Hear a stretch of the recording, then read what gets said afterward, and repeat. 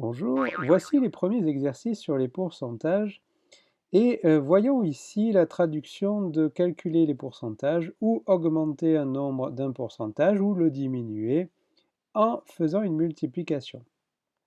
Alors, premier exercice, donc calculer 35% revient à multiplier le nombre par 0,35, calculer 15% revient à multiplier par 0,15, calculer 5% revient à multiplier par 0,05, calculer 9% revient à multiplier par 0,09.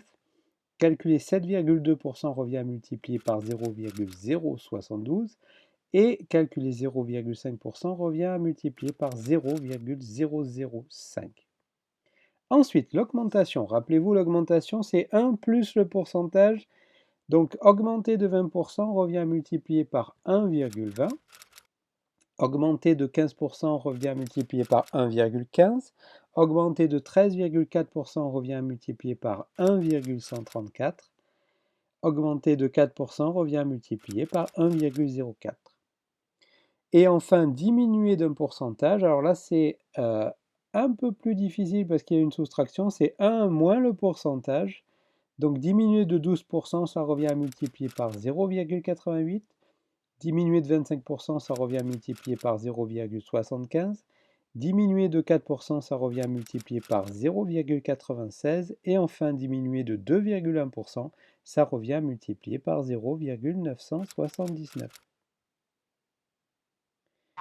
Ensuite, exercice numéro 2, on retrouve un petit peu le même exercice, sauf qu'on va traduire chaque augmentation ou diminution de pourcentage par une fonction linéaire.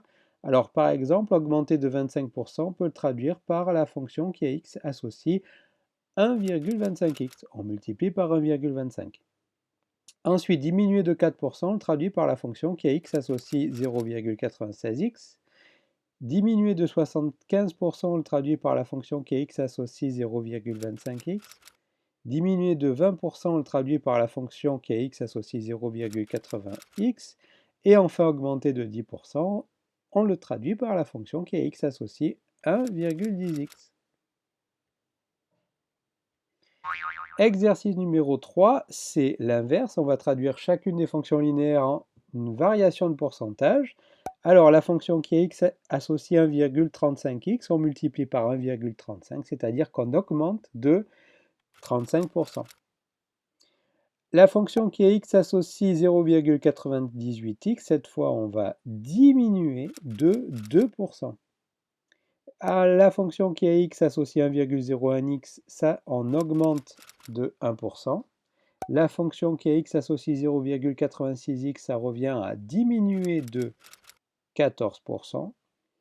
La fonction qui est x associe 1,31x, là, ça revient à augmenter de 31%.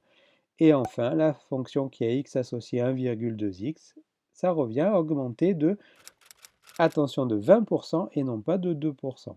Sinon, ça aurait été 1,02x.